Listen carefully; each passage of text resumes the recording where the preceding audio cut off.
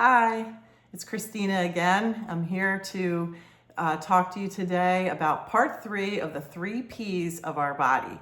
I was sharing with you before how we have these 3 powerful points in our body that are, hold us up, our structural integration, and only one of them sounds like it starts with the letter P. So we have the psoas, which is the deep muscle in the back, which you can get access to in the front, the pterygoid inside of the jaw, and now the piriformis. Piriformis obviously sounds like it starts with the letter P.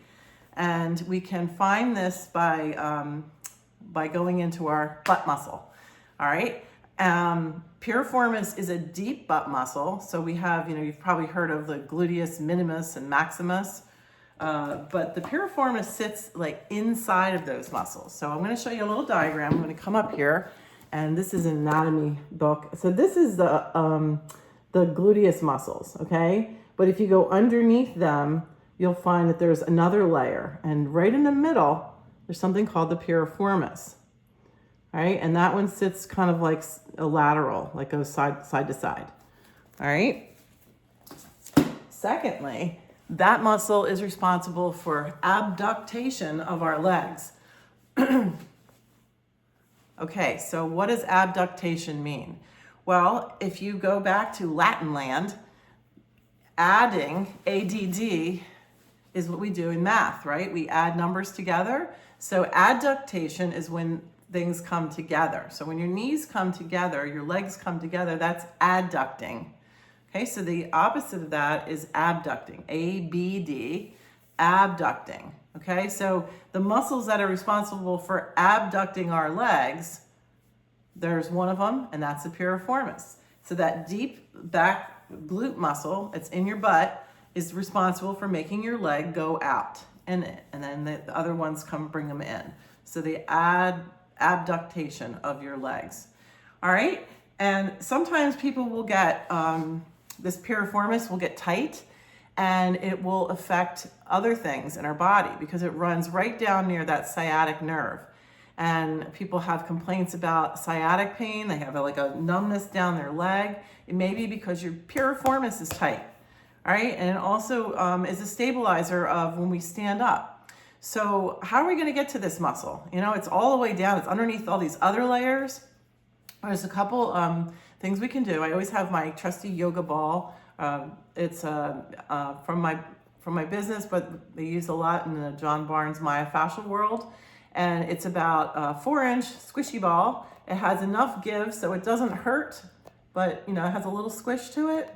This is my business, my time. So I like to use this ball a lot. I'll use it like when I have one in the bedroom. I have one in my office. I have one in my car. It's great for if you're on the road and you need a little, just a stretch. Like, put it behind your shoulder or your back, waiting in traffic. So here we are, we got a ball.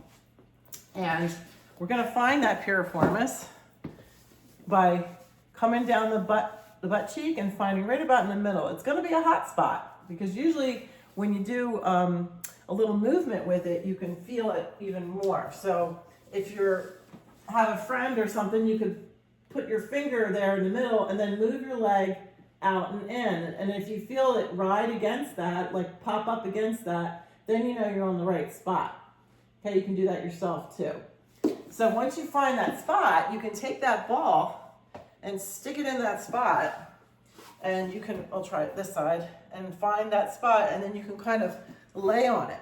Now I like the squishy ball because it's not so hard that my body's going to all of a sudden respond with a fight or flight. If you force something too hard on a system, it's going to respond with like, no way, no how, I'm going to put all my defenses up and you're not going to get in here. Because your body's very intelligent and it wants to protect you. But if you have a little bit of a squish, it may kind of melt into it and you just hang out there. So I've got the ball in my piriformis. I'm using my elbow for a little bit of support. I can lower down if I want. I can go up if I want. If putting your arm up on your elbow doesn't work, you could try a couple pillows. So you don't even have to do anything there. You could use prop yourself up so you can just be relaxing kind of like the old, the Greeks when they ate their grapes. You just kind of sit there and relax while you're getting your piriformis worked on.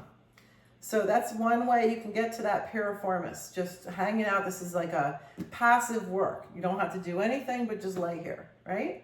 So that's one way you can get to your piriformis and let that stretch out. Another way is what they call reverse pigeon pose. So in yoga, we have pigeon pose, then we have reverse pigeon. All right, so what we're gonna do is we're gonna lay on our backs. And I always like to bring my feet about hip width apart and lift up on my hips and then bring them back down. This just kind of allows my pelvis to kind of turn back under. A lot of times people have their backs arched and then they're sitting on their tailbones and then none of their butt is on the ground actually. So I just kind of tuck and then land back down. So if we're going to get at that piriformis, we're going to take our leg and cross it over. So you can do both of your piriformises, but if you feel like you're having the symptom on the left side, you would lift the left leg up. All right, and then you can use your hands, or if you have a handy strap, you're going to pick up the opposite leg and you can put a strap around that leg, or if you can reach it, great. And then we're going to just kind of hang out there for a little while. And you will feel a wonderful stretch through the hip and into the butt. And that's where you're going to be getting at that piriformis. From here, so you're hanging out here, there's a couple little extra tweaks you can do. Not pushing on the knee, because we don't want to hurt the knee, but you can come into the thigh, your hand on your thigh, and you can gently start to pivot that thigh open, which is creating that abduction, that opening, to allow yourself to get even better access to the piriformis. And then the other last thing you can do here is you can rock side to side, which is what's called a nerve glide. So you're gliding along the nerve for the sciatic nerve. So you're giving a little massage for the nerve of that, where the piriformis is running through, the sciatic nerve. Doing a little of that. Yay, that's so nice. And you can do one side or two sides, whenever you like. You can try the other side, right? And you can lift it up, and then try to relax your neck and shoulders as you do this, and you can do the little side to side if you like. All right? And then for us, if you want to be a little more active, there's a couple other ways we can work that piriformis. And this can also be done on a table, by the way. If you don't have access to getting down to the floor, I actually like the ground version better, but if you have a table, you could put your one leg, I'm gonna have to show you pretend that there's a table here. You put your one leg up on the table, and then you're gonna kind of lean into the table using your hands. All right, but this is what they call active pigeon pose. So what you're gonna do is you're gonna come down into looks like a runner's lunge, and then the forward leg, you're gonna bend it down, right? And the foot's gonna kind of go back. Not everyone can go straight with their legs. So you're gonna come down to a place that you feel like you can sit comfortably. And then if you feel like you're having some struggles with the hips here, we give what's called supports, props or supports. And you can take that block and put it behind the right butt cheek. All right? And you could use, if you needed more supports, you could bring a support here under the thigh, wherever your body needs it. All right? So I like to sometimes bring it in front of me, and I'll have my hands side by side, right underneath my shoulders. And I'm going to hang out here for a little while. I'm working that piriformis. And I might want to come down to what's called sleeping pigeon. So I come down on my elbows first. And then maybe I come down to my head. And you really start to get into that piriformis the farther down you come. You'll find it stretching, stretching, and stretching. And the main thing with doing any of these stretches is that you hold them for as long as you can. 3 to 5 minutes is ideal to really let those muscles melt. We go do a quick stretch and then recoil from that afterwards. we're not allowing that muscle to stretch enough. We're really not giving it the time that it needs. So I'm just, for time reasons for the video, I just wanted to show you how to do that. And I hope that some of these will help the piriformis for you, and you'll have wonderful balancing structural support for your hips. Another thing that you can actually do is coming to a squat. Well, I've brought you into a different room to show you this one. So supported squats. Well, a lot of times people have issues with their knees, so getting into a squat can be challenging, and then we kind of are losing the game because we're trying to squat, but then the knees hurt and it doesn't feel really good. So I like to just take a chair, hold the handles of the chair. I'm going to take my legs fairly wide, and then I'm just going to come and sit into a squat. Okay, and this will help allow the hips to open up in the back, and then you're going to affect indirectly the piriformis. All right, so then you can come up and down. You can just do these squats, and you can hang out and wait. But you're using the arm rest for supports for your back, for your knees, so you're not having to do really hard pressure on that area. So just keep kind of trying to do a few of those, and that will help for the piriformis area and actually all the glute areas for balance and stability of the hips. Okay, and then lastly, what I like to do is what I call my countertop stretch. So a counter is a great height for doing these stretches because it's a little higher than like a kitchen table or something like that.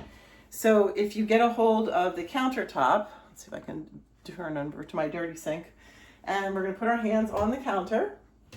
All right, and then what we're going to do is we're going to have our feet.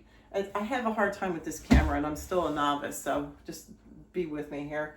All right, my feet are a little wider than hips width apart. I've got my hands a little wider than shoulder width. So shoulder width, just a little bit wider. Okay, and then I'm going to push my butt back. All right, and then from there, I'll sink down. All right, there's Miss Abigail in the back. So we're going to push back. So we're not popping the knees. We just want to be careful for the knee's sake. And then I'm going to sink back and let my hamstrings, my calves, and my glutes, including my piriformis, all stretch out. My head is just relaxing. All the stretch I feel is way down the backs of the legs. And then I may kind of shush side to side. So one leg and then the other leg. All right, just a little stretching side to side. So all of these are opportunities for you to get at that piriformis, which is our part 3 of the 3-part series. And I hope you've enjoyed the video. I hope you can get to work on taking care of yourself.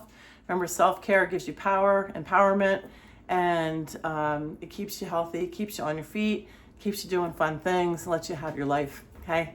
Namaste, take care.